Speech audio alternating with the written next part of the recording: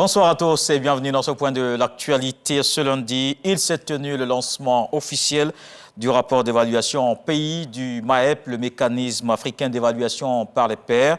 Une cérémonie placée sous la présidence de Thiemoko Maïlia Koné, vice-président de la République. Ce rapport montre toutes les étapes d'évaluation du pays en matière de bonne gouvernance. Le MAEP continental se réjouit des avancées enregistrées. Le reportage de Awa Touré. En engageant la Côte d'Ivoire dans le MAEP le 29 janvier 2015, le président de la République entendait mettre le pays aux normes de la gouvernance internationale.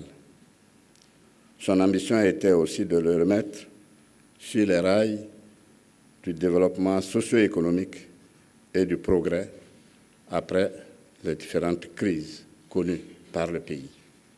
Au plan stratégique, notre pays a renoué avec sa tradition de planification qui avait fait son succès. Élaboré et adopté lors de la sortie de crise, a mis l'accent sur la consolidation de l'environnement sécuritaire, la paix, la cohésion sociale, ainsi que la croissance économique et le progrès social. L'État ivoirien a aussi procédé au renforcement des institutions nationales pour la mise en œuvre d'une politique vertueuse de gouvernance. Ces réformes ont ainsi permis d'améliorer les différents classements et indices de gouvernance de la Côte d'Ivoire, notamment la qualité de l'environnement des affaires et la compétitivité de l'économie, ainsi que la perception de la corruption. La lecture de ce rapport d'évaluation pays a montré que l'adhésion de la Côte d'Ivoire au mécanisme MAEP s'inscrivait dans une approche coordonnée et cohérente de gouvernance tant au plan stratégique, institutionnel qu'opérationnel. Le rapport a relevé quelques faiblesses auxquelles le président de la République, son Excellence Alassane Ouattara, a répondu lors de la présentation du dit rapport le 9 février 2019 à Addis Abeba, en Éthiopie, à l'occasion du 28e Forum des chefs d'État et de gouvernement du MAEP. Depuis lors, notre pays a poursuivi ses progrès en apportant des réponses efficaces et durables aux insuffisances relevées. Le reportage de Awa Touré à suivre dans le 20h. La ville de Grand-Bassam a abrité le symposium des commissions électorales membres du réseau des structures de gestion électorale en Afrique de l'Ouest. Les participants ouvrent les réflexions sur l'intégrité du vote, le respect de l'expression des électeurs. Les présidents d'instances en charge des élections de la CEDEAO veulent examiner et évaluer leur plan d'action commun pour garantir la transparence électorale.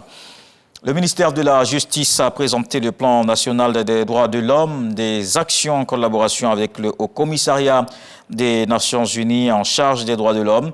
L'objectif est de favoriser un cadre propice au respect de la dignité, la liberté et la justice pour tous. Les autres départements ministériels sont invités à s'impliquer dans la mise en œuvre du plan d'action afin de renforcer l'équilibre social.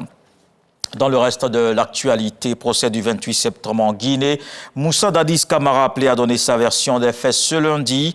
La répression meurtrière a fait 157 morts, des centaines de blessés, plus de 100 femmes violées. Pour lui, ces événements étaient un complot orchestré pour le faire partir. Il cite 3 personnes, Alpha Condé, l'ex-président renversé en septembre 2021, Sekouba Konaté, l'ancien président de la transition en 2010, et Aboubakar Sidiki Diakité d'Itumba, son ancien aide de camp, qu'il avait chargé lors de son audition.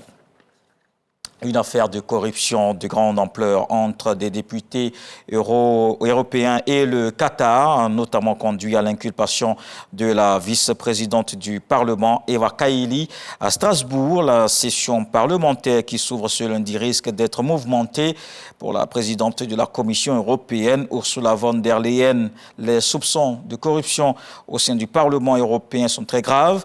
L'enquête de la police belge évoque des soupçons de corruption et de blanchiment d'argent de gros versements qu'aurait effectué le Qatar pour influencer les décisions au sein de cette grande institution de l'Union européenne. 3 autres personnes ont été également écrouées par la justice belge 2 jours après leur interpellation. On se donne rendez-vous à 20 h à suivre tout de suite les infos régionales.